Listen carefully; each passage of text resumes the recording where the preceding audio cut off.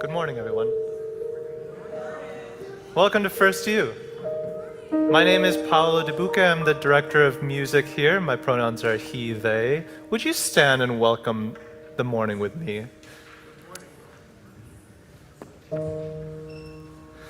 And you know, I'm always it always strikes me with wonder whenever we do just the smallest readjustments of how we use this space. Suddenly, the whole space feels new.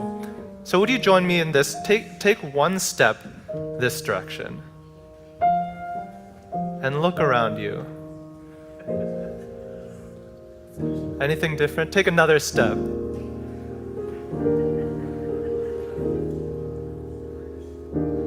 Maybe look behind you and see if did people realign? Are you seeing different angles of people? Let's take one more step.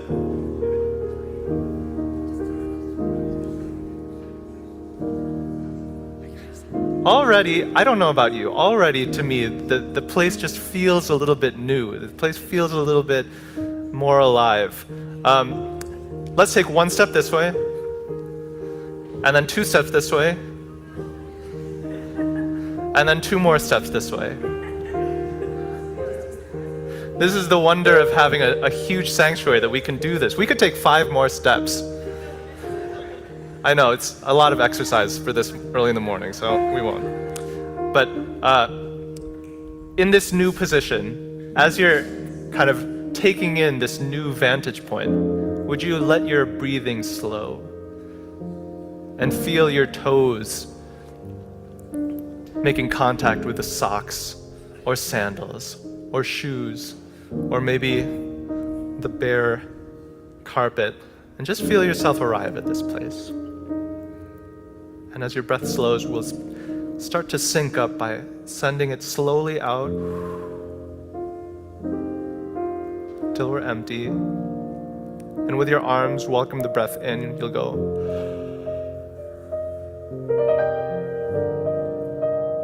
And out. And now I have one more vantage point readjustment practice for you. Send your arms out like you just did. And if you're in somebody's way, would you space yourself out appropriately?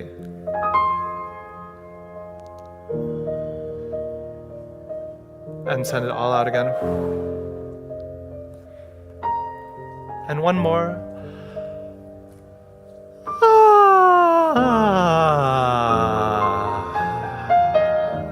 As you sigh out, feel the friction of breath against your vocal cords. We'll go in.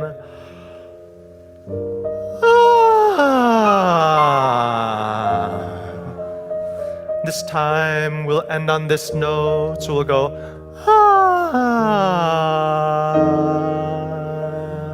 Just like that.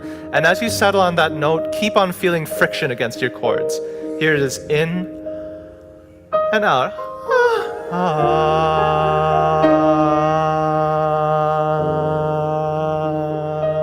One hand on your chest. Send your ears out as your breath continues to leave your body, breathing whenever you need. And can you feel yourself start to melt into Jay's rhythm? We're gonna put little bumps in our sound, so it'll sound like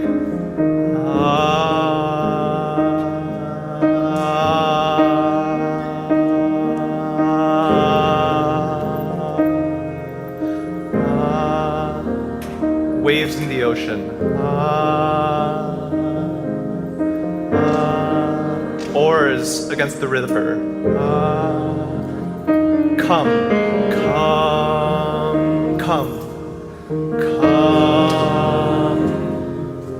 come, come. Would you join me? Take your oar and come and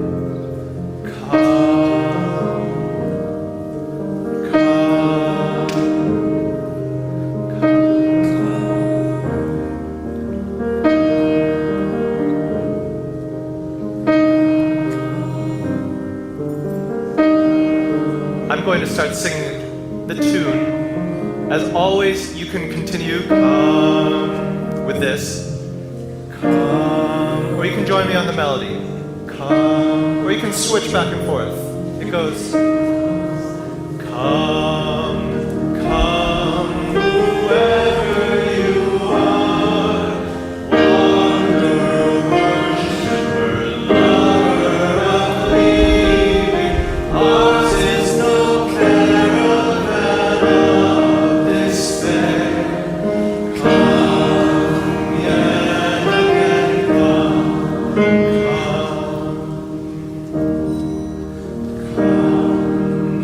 We're gonna speed up. Come and come and come and come. Here we go. Come, come, whoever you are, wanderer, worshiper, lover of leaving, ours is no caravan of despair.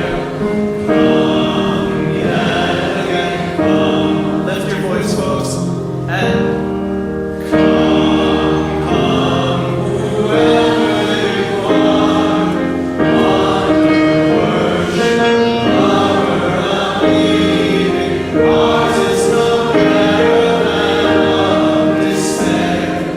Come, yet again, come.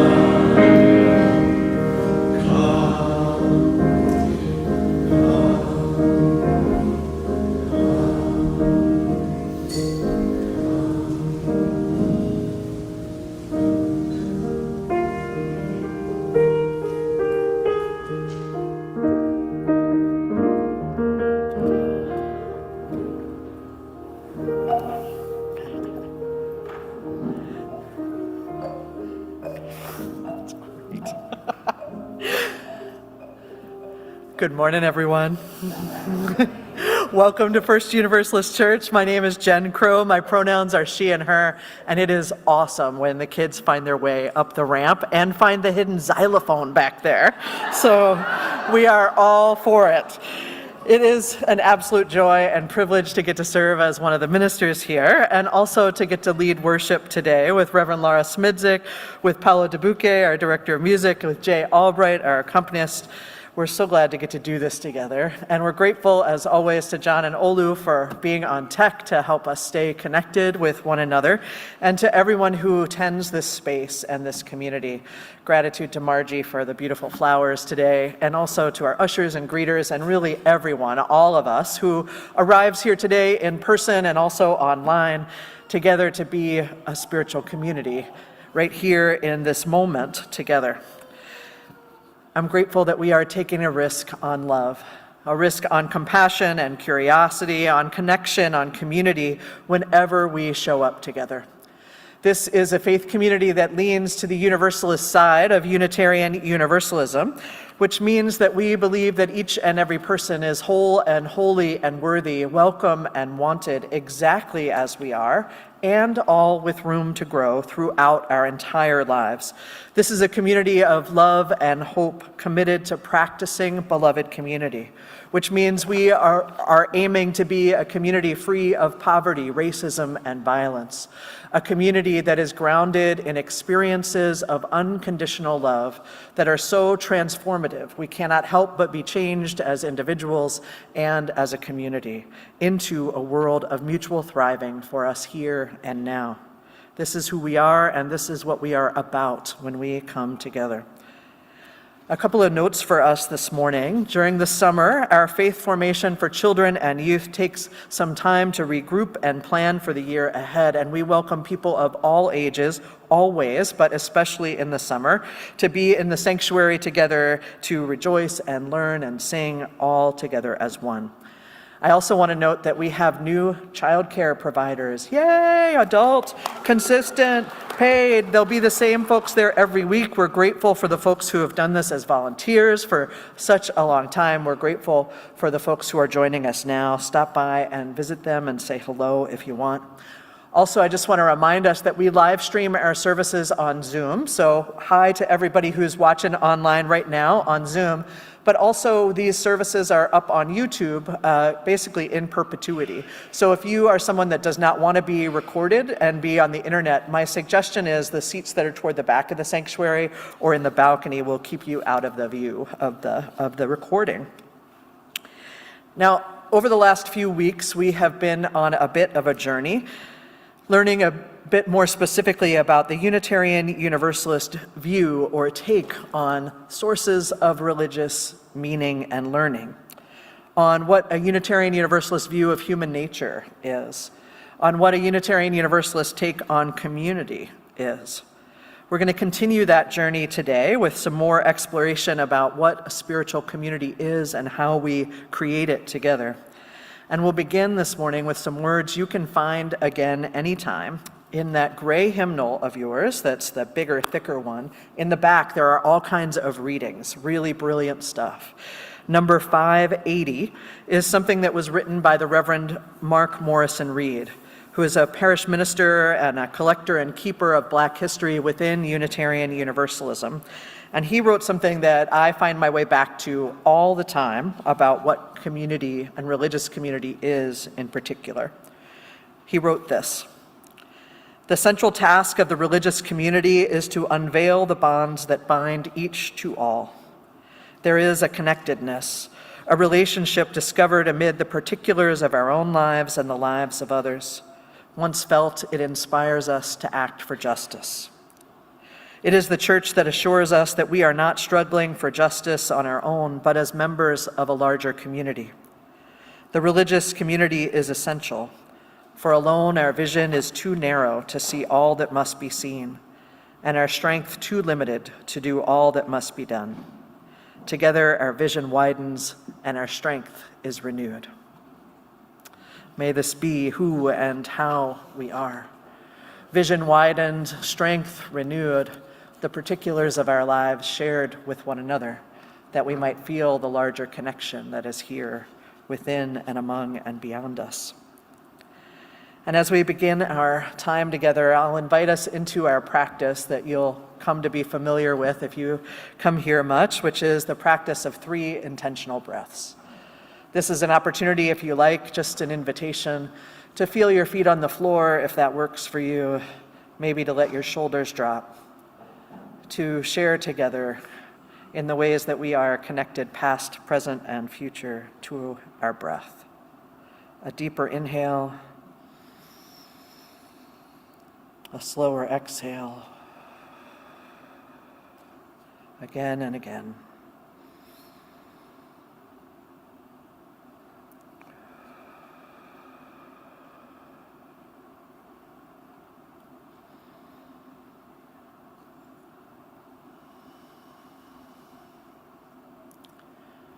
From this place of connection and calm, we remember the promises that keep us together as a community.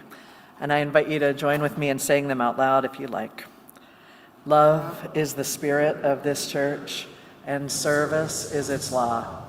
This is our great covenant, to dwell together in peace, to seek the truth in love, and to help one another. I'm wondering if there's any kids or people who are feeling kiddish who are able to be on Zoom who want to come up to hear a story this morning. You want to come up and hear a story, or are you happy where you, it looks like maybe happy where they are. Come on up if you want to come up. So this story, hello. This story, welcome, good to see ya. Glad you're here this morning. Yeah, sit wherever you'd like up here. Oh, nice to see you this morning. I'm Reverend Laura. I use she, her pronouns. And this morning I have a story that is called Rabbit Looks for God. Yowza. It's by Kelly Wiseman Asprut Jackson. Good morning. So one day, a rabbit set out for the woods, carrying a question to all the other creatures that it met. The rabbit first came to a butterfly fluttering in an open field and asked, "Friendly butterfly, do you want to sit here? Friendly butterfly, what can you tell me about the thing called God?"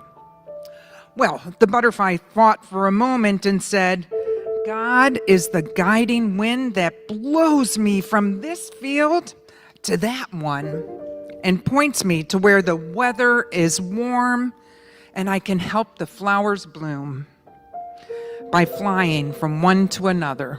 All right, Jen's got some good company up here. Oh, the rabbit thanked the butterfly and continued the journey. Coming to a horse who was grazing at the other end of the field, the rabbit hopped up and asked, "Friend horse, what can you tell me about this thing called God?" Well, the horse looked at the rabbit, still chewing at the sweet grass, and said, "God is the ground that holds me up, gives folks an open field to run and walk against, and all its lovely grass to eat." Wow, the rabbit thanked the horse and hopped further on. A little while later, it came to a slow-running stream, and peeking over the bank, the rabbit saw a fish. The rabbit dipped its mouth into the water and asked, "Friend fish, what can you tell me about this thing called God?" And then the rabbit raised its head back up and put one ear in the water to listen for an answer. The fish replied, "God is water. I swim in. It surrounds me all the time, and it gives me something to breathe and move through. It's something that everyone needs to live." The rabbit thanked the fish and bounced off again, and very soon it almost ran into a tree. Craning its head upward to look towards the very top of the branches, the rabbit asked, "Friend tree, what can you tell me about this thing called God?"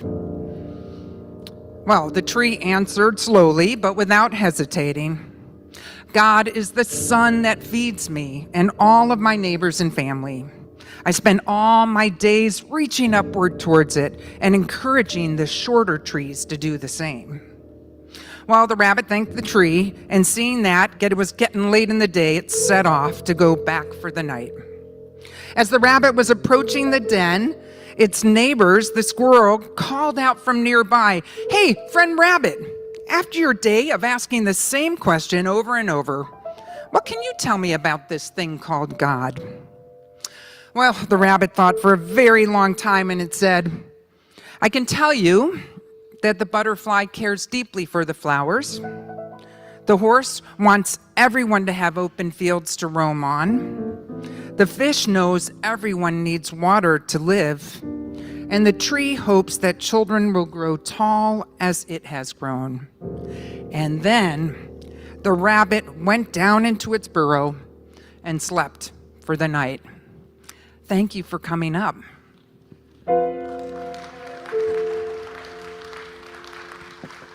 So here at First Universalist, Some people use words like God to define the holy, and others speak of the spirit of life or the sacred or the creator or the holy.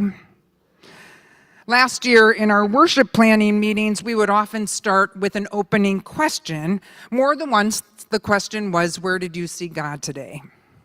We were asked to answer enthusiastically, like a kid describing something wonderful. You won't believe where I saw God today. I saw God in a child who climbed up on the chancel. I saw God in the eyes of congregants sitting in the pews. I saw God as I listened to the piano and as I sang. I am actually personally not a theist, and yet having spent a lot of time in interfaith gatherings and at a United Church of Christ seminary, I can hear the word God and know what it's pointing at in my own spirit. Here at First Universalist, some people use religious language while others use value-based language as they describe who we are and what we do together. Words like compassion and mutual respect and aid and integrity and responsibility and belonging and vulnerability and growth and, of course, love. We remind ourselves every Sunday that we are indeed a we, holding each other's joy and pain and uncertainty together. So I've opened a number of small groups lately asking people to describe a sparklet, something that they've seen at First U or something that beckoned their attention, something that brought just a moment of joy or wonder, something that caught their breath for a second.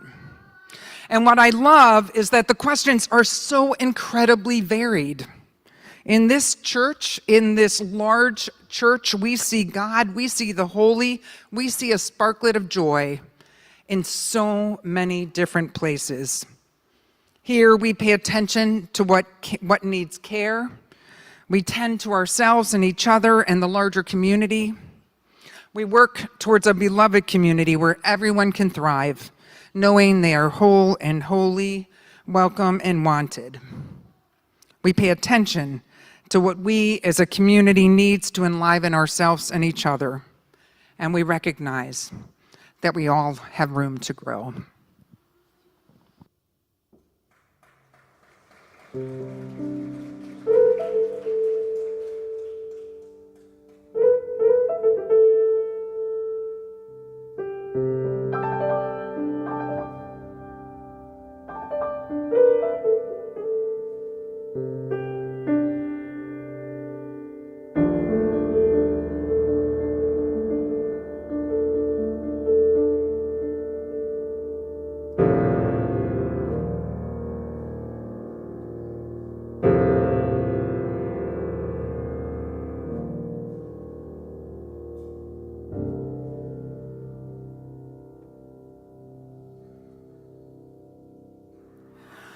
So we've added 2 small groups to what we call identity-based groups here at First Universalist over the past year, or actually we're getting ready to. These are groups that pull people together who share a lived experience.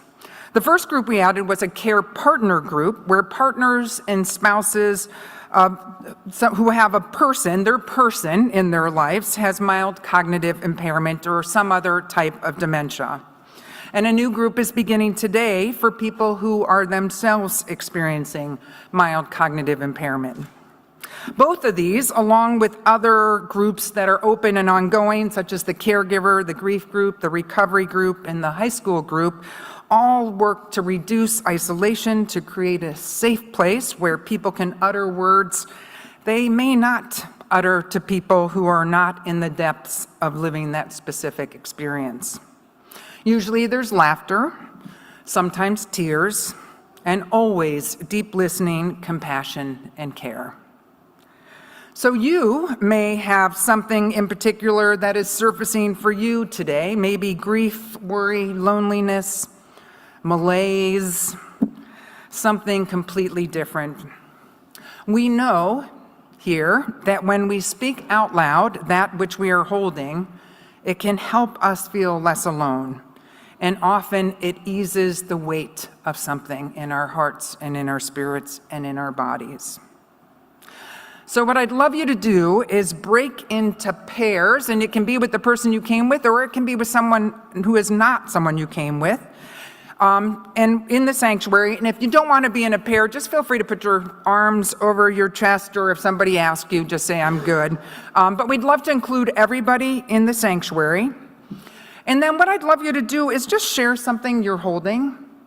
And after you share, if Olu will put that slide up, after you share, the other person will respond with, you are not alone. We are holding it together. And then you'll switch. It can be a joy, it can be a sorrow, it can be a pondering, whatever it is that's kind of coming up for you today. So let's go ahead and break into pairs.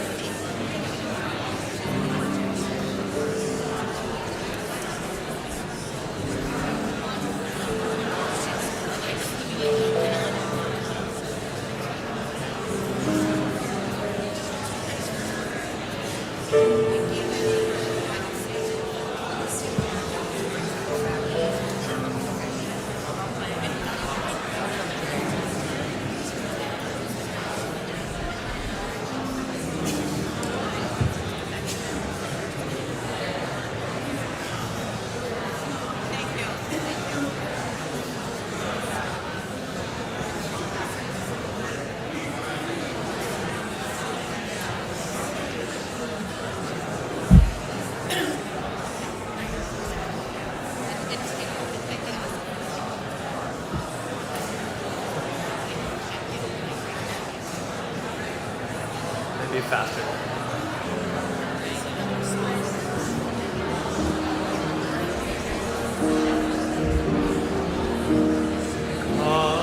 Come, whoever you are, wanderer, worshiper, lover of leaves. Ours is no caravan of despair. Come, yet again, come. Come, whoever you are, wanderer, worshiper, lover of leaves. Ours is no caravan of despair.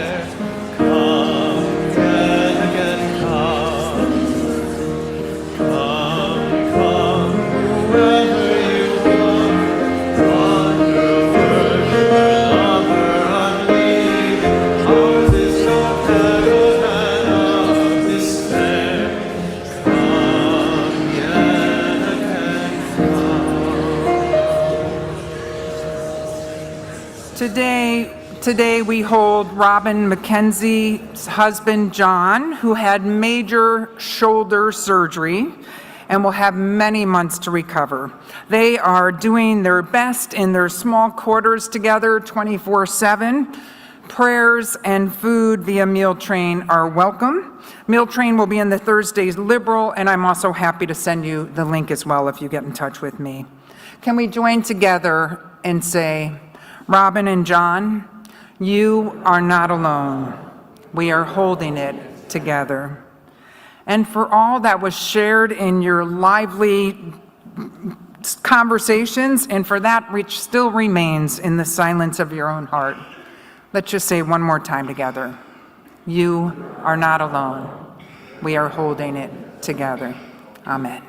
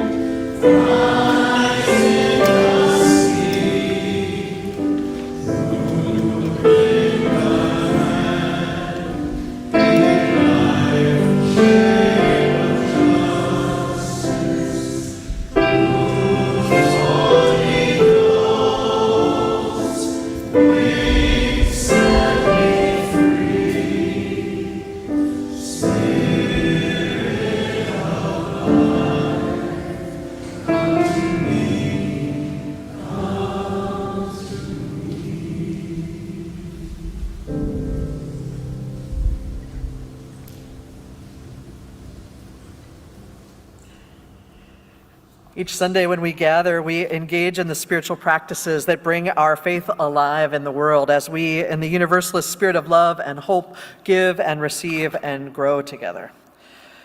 This is our time of offering, of sharing our resources, and a time when we put into action, the things that we say every week, trusting that when we all share what we have, we can all have what we need.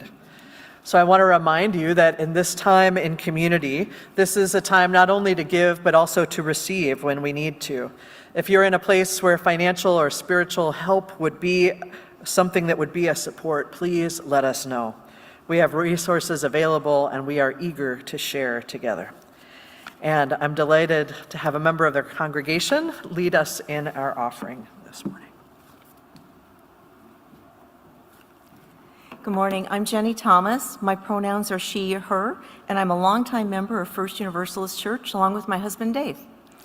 Today's offering goes to support Unidos Minnesota democracy defense efforts. Unidos is a grassroots organization that builds power with Minnesota's working families to advance social, racial, and economic justice for all. Born from the strength of the Dreamer movement, they place immigration, education, and climate justice at the heart of their work. Unidos runs Monarca, which serves as a community-based, constitutional, and rapid response infrastructure we saw deployed to observe, document, and respond to immigration enforcement, ICE. Many of you probably had their training.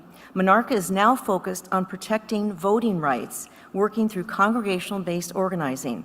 They believe the threat to disruptions of our elections is very real, and they are working to promote early, in-person voting as the most secure way to vote this election, to make sure everyone's voice is heard.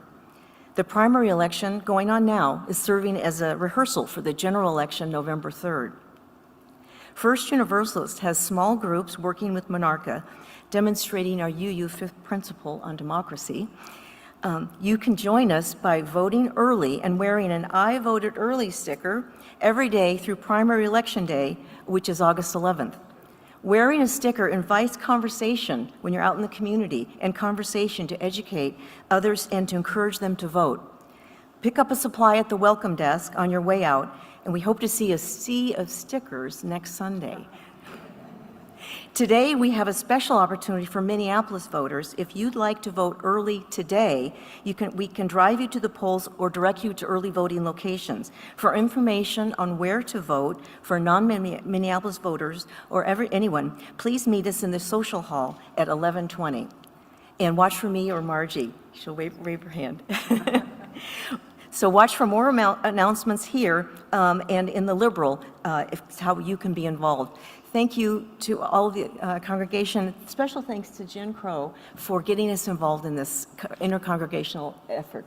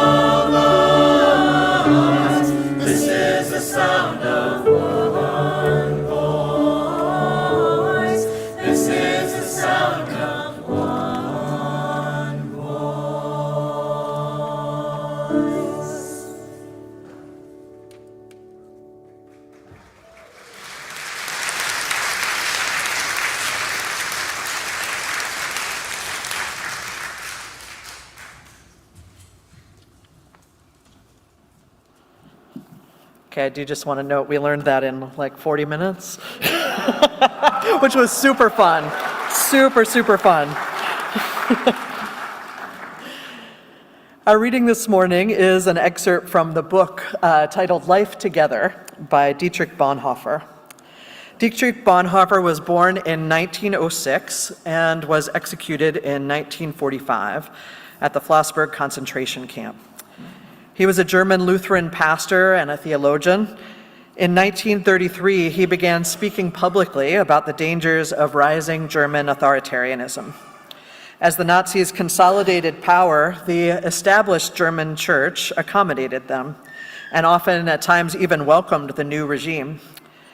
In 1934, dissidents within the church met and created a declaration of faith and formed an alternate body called the Confessing Church. And Bonhoeffer was a key founding member of that organization. In 1935, he was preparing to go on a visit to India to visit Gandhi to pursue his interest in pacifism, but he received a call from the Confessing Church, and he was asked to take charge of an illegal clandestine seminary for the training of pastors in an area of the country known as Finkenwald. Here, he shared a common life in emergency-built houses with 25 vicars, and this was Life Together. This experience formed the basis of the book, Life Together, that outlines the experiment in communal living that Bonhoeffer created there. Folks who studied him have said this: the students at Finkenwald soon understood that they were not there simply to learn new techniques of preaching and instruction, but as initiates into a new manner of being a Christian, or we could say a religious person. Dissent and resistance, they were taught, required spiritual nourishment. It required prayer, Bible study, meditation on the essential matters to expand the moral imagination. Bonhoeffer made community his art, with beauty and discipline as complementary elements. Here are a few of his words. Let one who cannot be alone beware of community. Let one who is not in community beware of being alone. Only in fellowship do we learn to be rightly alone, and only in aloneness do we learn to live rightly in fellowship. It is not as though one precedes the other. Both begin at the same time. Each by itself has profound pitfalls and perils. One who wants fellowship without solitude plunges into the void of words and feelings, and one who seeks solitude without fellowship perishes in the abyss of vanity, self-infatuation, and despair. Let one who cannot be alone beware of community. Let one who is not in community beware of being alone.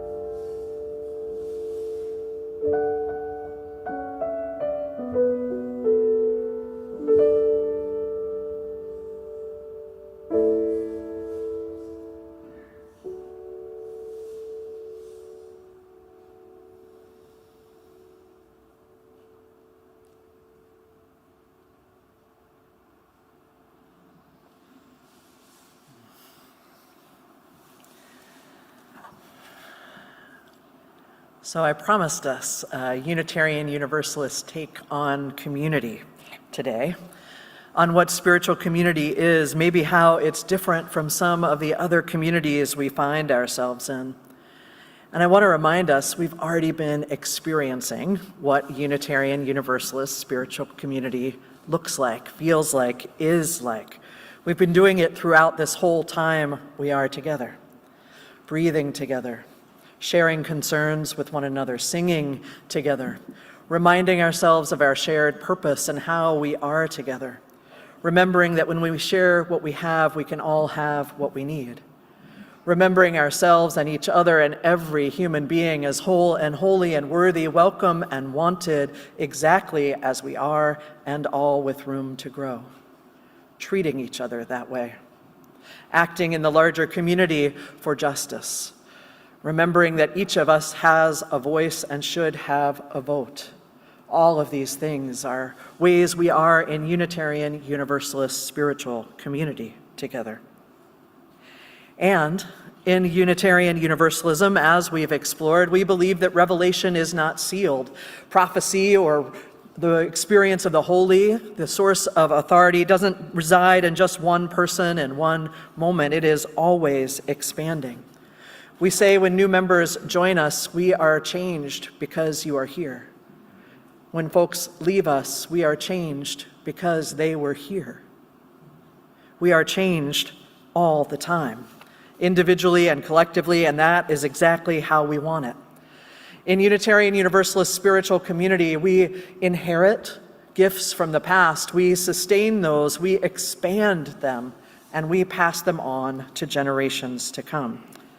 So today what I'm doing is adding to the reservoir, adding to our wellspring of what spiritual community is and can be. And that's where Dietrich Bonhoeffer comes in for us today. You might be asking, why am I talking about a theologian from the 1930s and 40s? But there are some obvious reasons, I think. And I'll share one more that you might not know. I'm a part of a group called the Prairie Group. Reverend Justin was a part of this group, Reverend Ruth as well. And this membership in this particular spiritual community shapes me. It shapes us individually and collectively. This group that began in 1951, it's about scholarship and spiritual community. It started for Unitarian ministers and then became for Unitarian Universalist ministers. Each year we pick a topic together to dive deep into, and each year we gather to be in physical community with one another. And we have what we call the disciplines, written in the 50s, which are disciplines of study and hospitality and welcome. We sing together, we share meals together, we pray and meditate together, we share memories together, we laugh together. We have somebody whose specific job the whole time is aesthetics, beauty. So it's not just about this rigorous study. It's about the experience of beauty, the experience of hospitality, of laughing and singing and eating together, of carrying things together. This group was founded by one of the contemporaries of Dietrich Bonhoeffer, our very own James Luther Adams, who's somebody you've heard me talk about at different points as someone who watched the rise of authoritarianism in Germany and asked over and over, what is it within our faith, within Unitarianism, that would have helped put a stop to this? He called that question over and over again. This year, coming up in the fall, will be the 75th meeting of the Prairie Group. And last year, we did a deep dive into Dietrich Bonhoeffer. This spiritual community of the Prairie Group shapes me, and what I learned there shapes us too. Being a part of that group and being a part of learning and listening to what Bonhoeffer has to say, I was reminded of another spiritual community that forms and shapes me. It's the recovery community. And there's a saying there that goes like this: the spiritual life is not a theory, you have to live it. It's great to have ideals and ideas, but how do we put them into practice?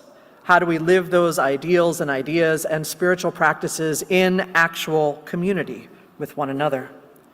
Bonhoeffer, in the reading I shared earlier, helps us to pair those together. Yes, there is a time and a place for solitude, for aloneness, for individual spiritual practice, but it must be paired with practice in community. How are we together?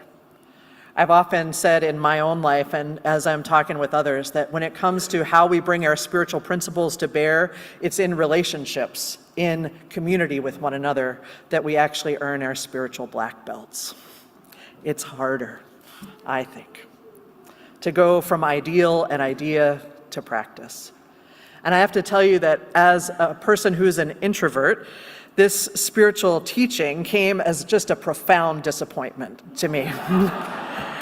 I was like, I've had ideas my entire life about just being a wise hermit, living alone in like the side of a hill. I'd be the one out like foraging mushrooms and making friends with the animals and just dispensing wise words to the world from my place of aloneness out there.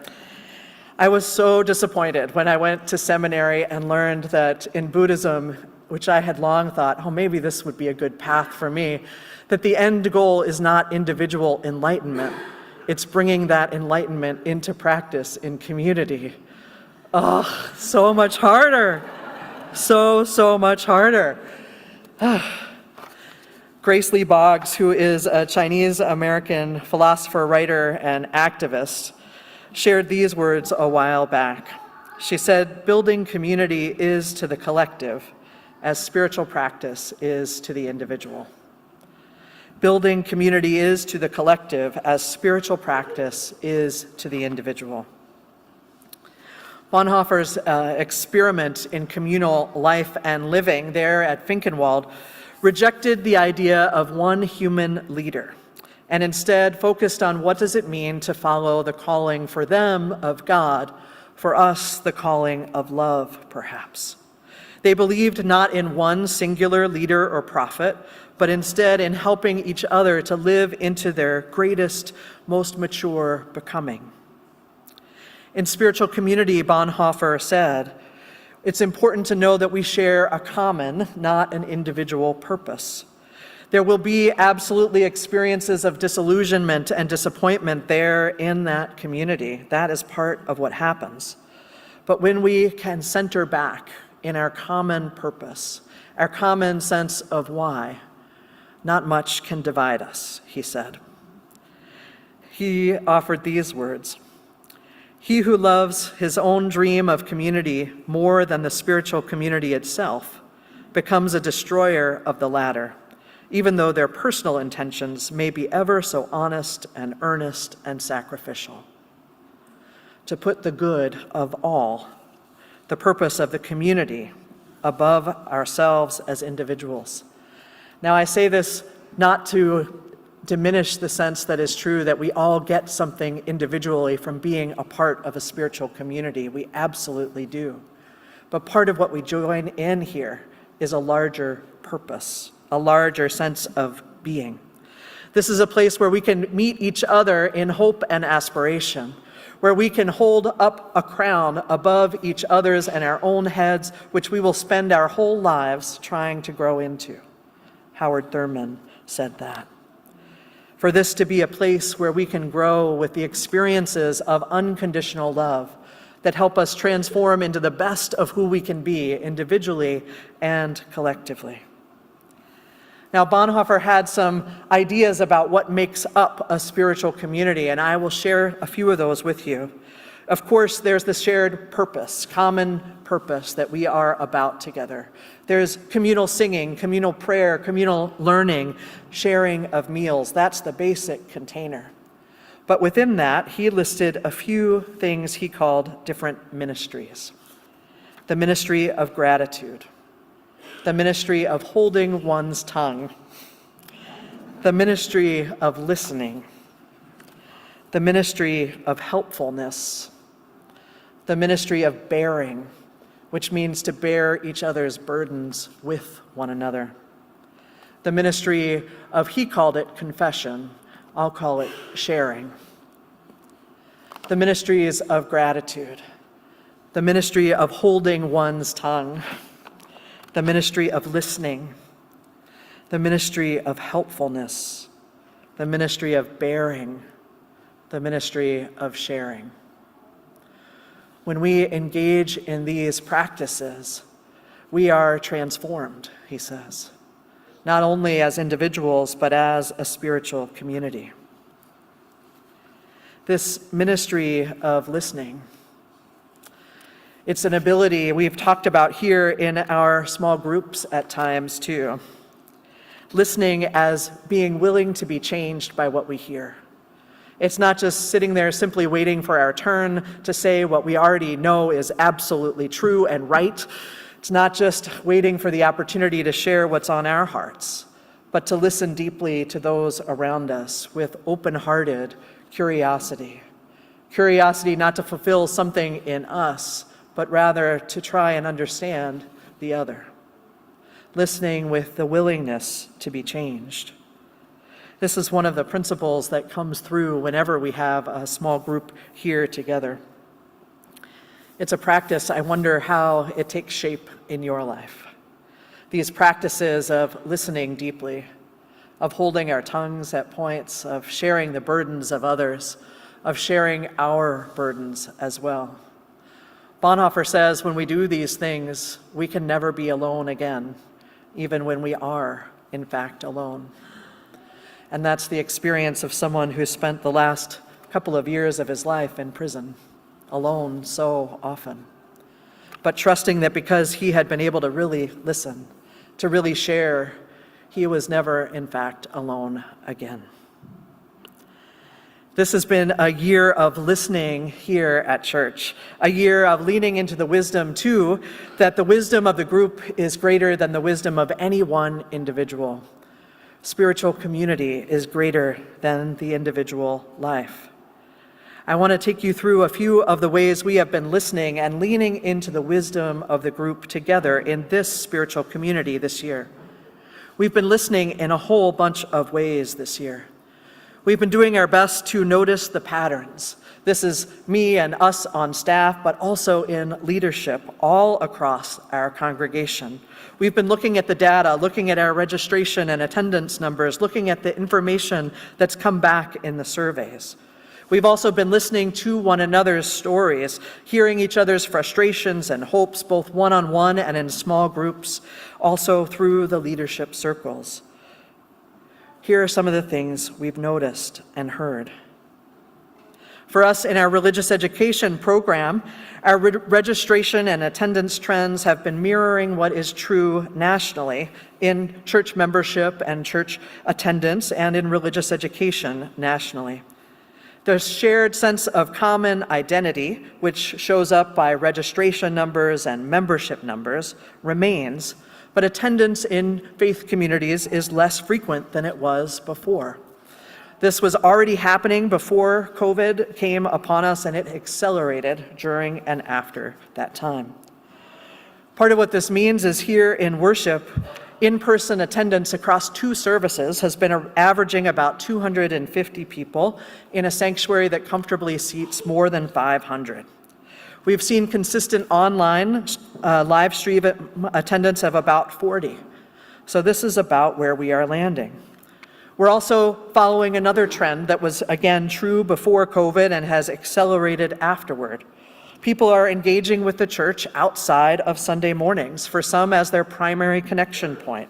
Whether that happens with Saturday Sprouts, which is for our young families, or daytime connections for our elders, for community dinners, or Wednesday night religious education, there are many different connection points here at church for folks. We've also seen and heard from you all that there is an absolute need for consistent and loving and reliable adult childcare for families, especially for families that have one single adult at the head, if they're going to be able to participate in our community. We've heard from you that not having food on Sundays isn't working. We want some food after the service. We've also heard from you all that starting programming at 1 o'clock so long after the service ends without food isn't working. Right? Not working. We've heard that for many of you, having a worship service that's time is variable doesn't work for you either. We've seen that our Wednesday night programming that includes community dinner has been a big and solid success. We've been noticing these things and having a series of conversations for over a year with the Children, Youth, and Family Ministries advisory team at multiple board meetings among staff. And so we've decided to make some changes. Thanks to you all, we heard from more than 140 of you in our worship input survey, and we're so grateful for all of that. Here's the direction we're heading. So typically in September, we move back to 2 services. This year in September, we're going to stay with a service at 10 a.m. All right? So I just want to also say this isn't everybody's favorite idea, right? I think this is where the right direction for the most of us, absolutely. And for some, this is going to be a hard change. So this is true, and we're going to need to engage in that ministries of helpfulness, of gratitude, of care for each other as we move into this shift, okay? Worship on Sundays at 10, lasting generally an hour. We may go over. Don't get mad at me every time we do, but we're going to aim for worship to go 10 to 11. Religious education for kids kindergarten through middle school will happen at that time, from 10 to 11:15. There will be food from 11 to 11:30 down in the social hall. I know, this is still taking shape, but it will happen, and we're super excited about it. Programming for our senior high folks and also for adults will go from 11:30 to 12:45. This will be opportunities for small groups, for learning together, for spiritual practice, for training. We will be done by 1. There will be childcare the whole time. Okay, so this is where we are headed. Now, there are plenty of concerns that go along with this. Will the sanctuary be too full? Will religious education classrooms be too full? Will there be enough parking? We're going to monitor all of these and pay attention and try to mitigate them wherever we can. But there is a lot of excitement about being one community together. A lot of excitement about being together both on Sunday morning for worship services, but also to break bread together, or maybe an egg roll, to then move into opportunities for spiritual deepening and growth. There will be bumps as we go, so I invite us to bring all of the practices to bear. Ministry of gratitude, ministry of holding our tongues, ministry of helpfulness, ministry of sharing and bearing together. This is a place where I know us as flexible, gracious, loving people. A place where together our vision is widened and our strength is renewed. May it be so for us all.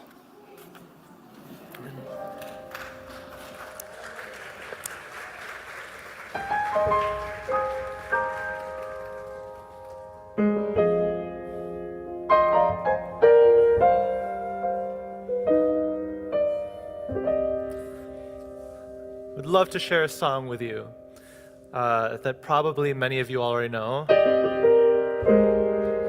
But if you don't, it's quite simple. The first line is, "No one is getting left behind this time." And it goes like this. No one is getting left behind this time. Your turn.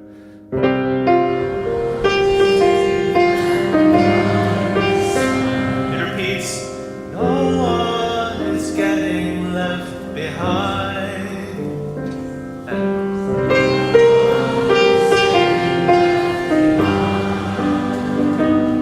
And then it goes, no one is getting left behind this time.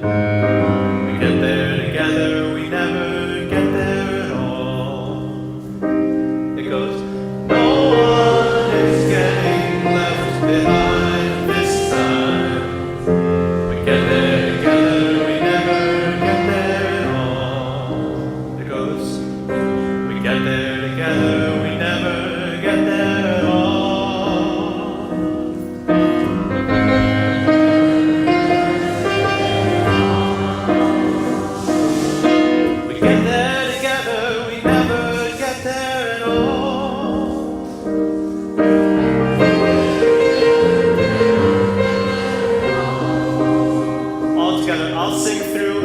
join me with what you can. It goes, no one is getting left behind this time.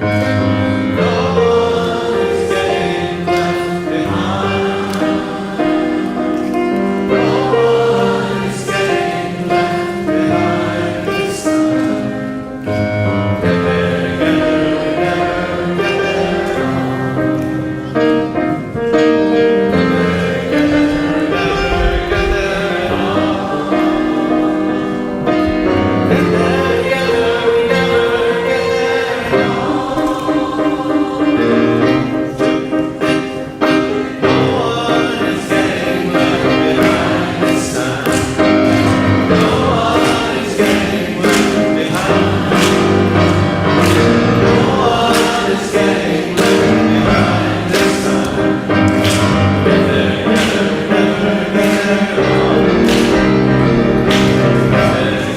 we never get there alone.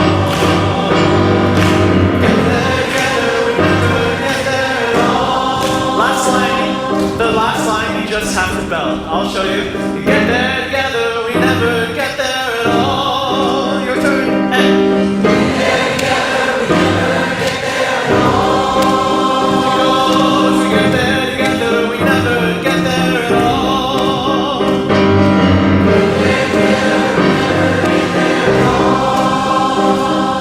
That still sounds like morning singing.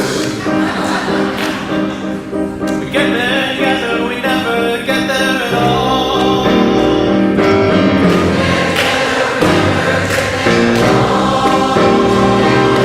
No one is getting left behind this time.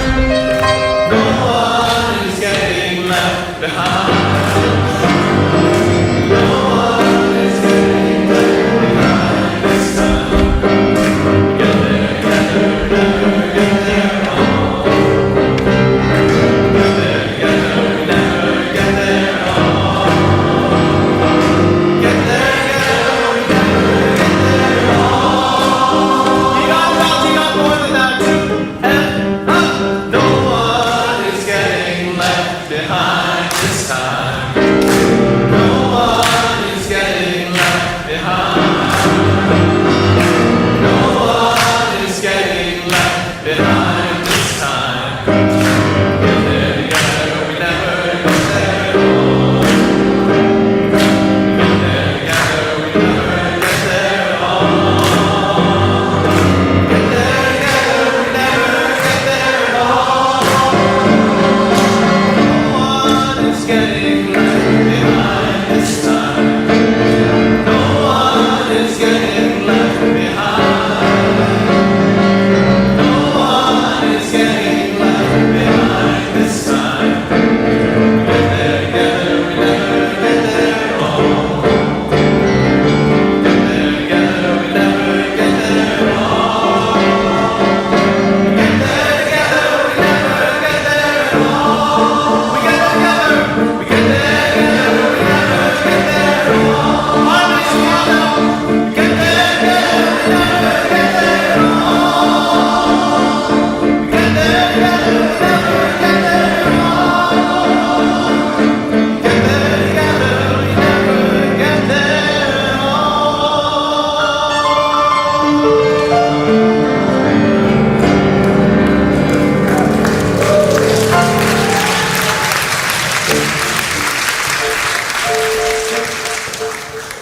So we close our time together, but not the love that we share. Remember, we get there together, or we never get there at all.